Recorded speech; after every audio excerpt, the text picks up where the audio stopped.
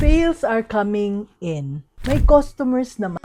Busy ang business. Pero pagdating ng katapusan ng buwan, parang wala pa ring natitira. Hindi mo alam kung saan napupunta ang pera, and every time you check your numbers, mas lalo ka pang nalilito.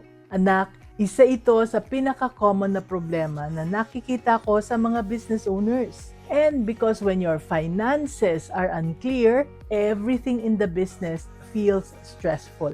Hindi ka kampante, hindi ka makapagdesisyon ng maayos, at kahit mas nagsisipag ka, hindi mo pa rin maintindihan ang nangyayari sa pera.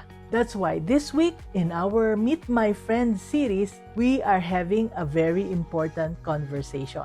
Why your business finance and accounting feels chaotic and how to fix it step by step. Together with Mr. Dennis Hilario, Digital Transformation Advisor and founder of Digital Transformation Academy, for more than 25 years, he has helped business owners understand their numbers and make better financial decisions. Kaya sa live interview na to, pag-uusapan natin ang common finance problems and the simple steps to gain more clarity in your business finances.